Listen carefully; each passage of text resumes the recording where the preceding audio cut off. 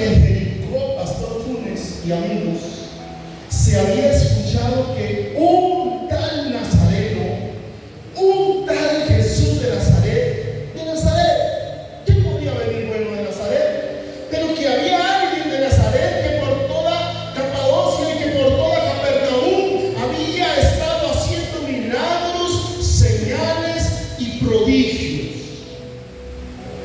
Pero de lo que más se hablaba era que le decía a la gente: tus pecados te son perdonados, vete y no peques más. La principal acción por la que el mundo estaba consternada era porque había alguien que andaba perdonando pecados. Y el único que puede perdonar los pecados, ¿quién es? Dios.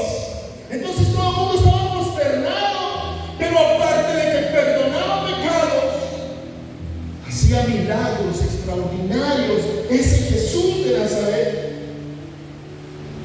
Dada esa historia, de este lado de la frontera llamada Jericó, entre tantos enfermos, entre tanta gente que necesitaba perdón, había un hombre que se llamaba Bartimeo. Y me encantaría decirles qué significa Bartimeo. Pero ¿saben qué significa Bartimeo? Bartimeo significa hijo de Timeo. Era el hijo de Timeo, entonces se llamaba Bartimeo. Muy profundo, ¿verdad? La enseñanza. Bartimeo, la Biblia dice que era un hombre ciego. Y cuando uno dice ciego, uno piensa un ciego más, una enfermedad más, una persona más, uno más al montón. Pero es que ese era un ciego que abrigaba una esperanza en su corazón. Ese era un ciego que dentro de él había como algo que lo hacía sentir que un día algo le iba a pasar, porque estaba atento a todo lo que estaba pasando alrededor. Era ciego, pero no era sordo. Y resulta que Bartimeo, la sociedad de aquel tiempo, cuando alguien era ciego o tenía una discapacidad, en este caso ciego, le ponían una gran capa negra alrededor, se la ponían acá al cuello, como esto que usan los argentinos, los gauchos, un poncho. Me parecía un poncho. Le ponían, entonces donde alguien veía a alguien sentado en el camino con un poncho de esos, con una capa de esas, inmediatamente lo identificaba como un pobre y desvalido ciego. Para la sociedad en Jericó, Bartimeo era un hombre digno de conmiseración, y cuando lo miraban y le miraban la capa, el cielo.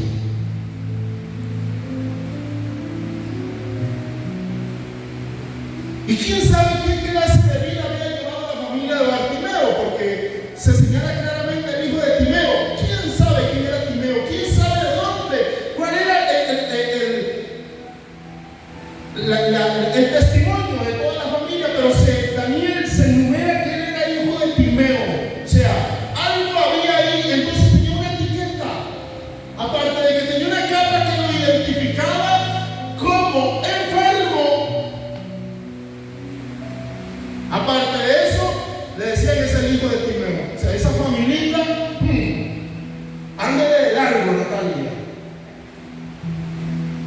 Ándele de largo, Danisha. Ándele de largo a ese hombre. Ese es el hijo de fulano de tal. ¿Me estoy explicando? Téngale cuidado. No te juntes con esa chusma. Chusma.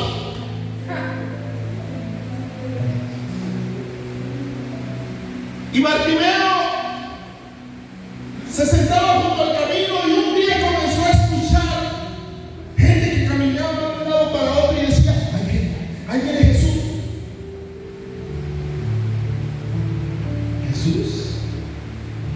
Y escuchaba a la multitud que caminaba alrededor de él, que decían: ¿vieron cómo sanó a la mujer del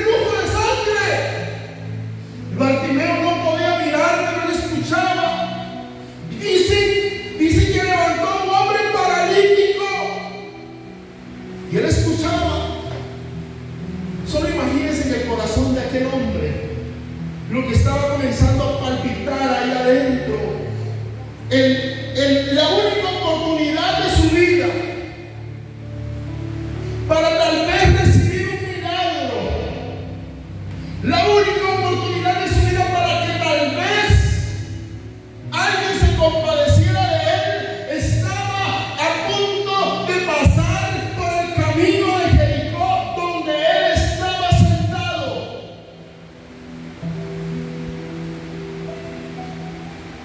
Y es que cuando yo le digo que la gente decía Salmón a Jesús, cuando llegaba a un lugar y llegaba el público, a Jesús lo seguían de 3,000 a 5,000 personas, siempre le hacían rueda. Jesús iba caminando y la gente iba porque querían tan solo tocar el borde del manto, tan solo escuchar algo que él dijera, porque ya era claro en ese tiempo que por donde Cristo pasaba, algo definitivamente pasaba.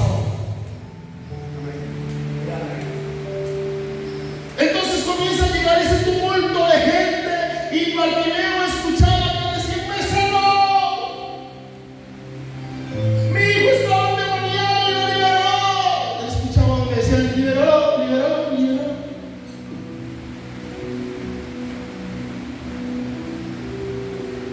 Y él comienza a escuchar, como ustedes escucharon toda esta tarde, todos esos cantos que hemos cantado de que Él te ama, de que tú eres especial para Él, de que Él dio su vida por ti y de que pronto viene por su pueblo. Él comienza a escuchar de toda la gente que ya va llegando Jesús de Nazaret a la entrada de Jericó. Y Jesús efectivamente comienza a llegar a Jericó y el tumulto de gente alrededor de él. Y Bartimeo, sabiendo que ya era el epicentro de la multitud y del tumulto, no lo sentía, no percibía, se escuchaba más, la gente más alabada, decía: gloria a Dios, Hosana, vive, Él va a reinar, Él es el Hijo de Dios. Y comienza a escuchar a todo el mundo con voces de júbilo, con voces de asombro. Y se da cuenta que ese día y a esa hora tenía una oportunidad única en su vida, la cual nunca había tenido y que quizás nunca volvería a tener, porque él no sabía de él el mañana, él sabía lo que estaba pasando ya. Y Jesús, el Salvador, estaba pasando frente a él. Y él comenzó a gritar así de lo más profundo: Jesús, Hijo de David, ten misericordia de mí. Pero era tanta la multitud, todo el mundo hablaba, todo el mundo quería. Y hermano, la gente lo miraba y le decía: cállate, quédate quieto, Bartimeo. Es mucha la gente que hay ahí, él no te va a escuchar desde aquí, él está muy lejos. Jesús, Hijo de David. Hijo de David significa Salvador del mundo. Jesús, Salvador. Eso era lo que le estaba gritando: ten misericordia de mí. Ni siquiera le estaba diciendo: sáname, quiero ver. Él le decía: ten misericordia de mí.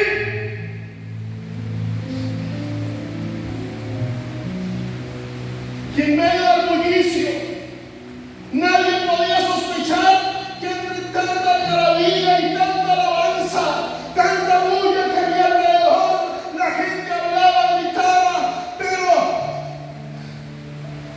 el camino estaba cerrado, bloqueado, 360 grados, la gente seguía a Jesús y de un pronto a otro Jesús se detuvo, porque escuchó entre la multitud el clamor de alguien que le decía: ten misericordia de mí. Porque cuando crees que Él no te está escuchando, cuando crees que el mundo te ha envuelto tanto que jamás Dios podría escucharte, Él se detiene. Aleluya. Porque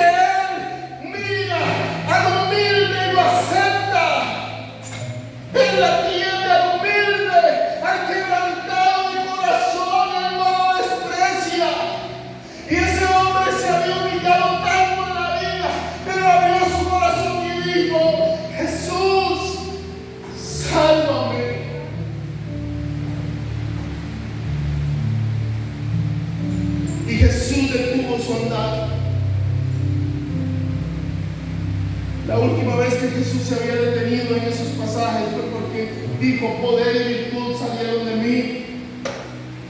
Pero esta vez los discípulos se quedan atentos. Tú me imaginas esa escena, Jesús rodeado de mucha gente, y comienza a fijar su mirada, un punto fijo. Comienza a mirar entonces la gente que estaba. Comenzó unos a hacerse acá seguramente y otros hacia acá y unos acá, y se comenzó a abrir un camino en medio de la multitud, en medio del gentío, un camino que no existía. Porque Él hace caminos, amigo, donde no lo hay. Porque Él te abre un camino en medio de este mundo perdido y perverso, donde no lo hay, porque Él mismo dijo de sí mismo: yo soy el camino, yo soy la verdad y yo soy la vida. Den un aplauso a Cristo por eso. Él abre un camino donde no lo hay. Y allá al fondo del pasillo, había un humilde ciego que se le reconoce de inmediato porque lleva una capa que dice: soy ciego y necesito limosnas.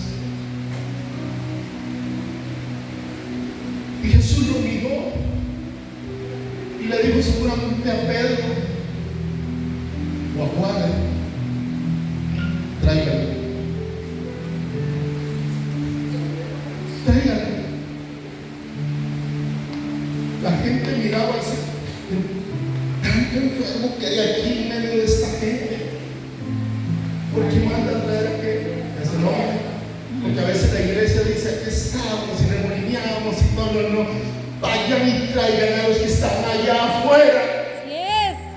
Tráiganlo, tráiganlo.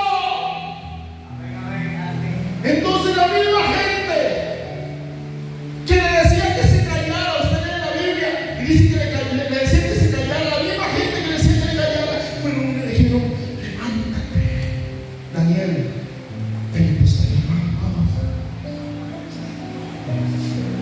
Levántate, que el maestro te está llamando. Levántate, porque el maestro te está llamando. Y lo quería levantar y dicen que no, que el ciego solito se puso en pie. Y lo primero que hizo, la capa que lo identificaba como ciego, como pecador, como perdido, dice que la arrojó. Porque sabía que pasara lo que pasara, al llegar frente a Jesús, Él ya no sería la misma persona. Renunció a la atadura que le había puesto la sociedad y decía que él era un ciego, que era el hijo de la familia, que era innombrable.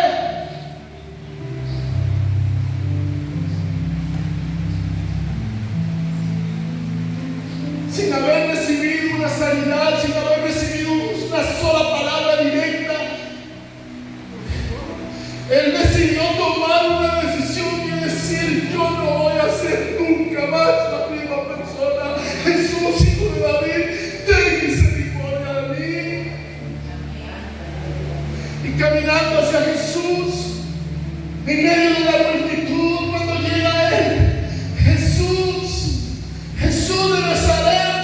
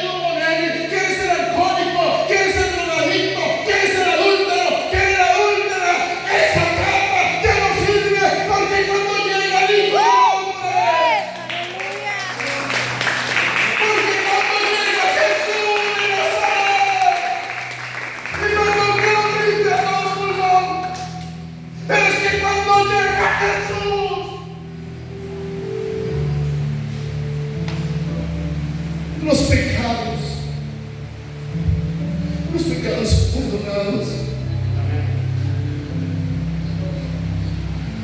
Y Jesús, como aquel ciego, le dice: tu fe te hace salvo.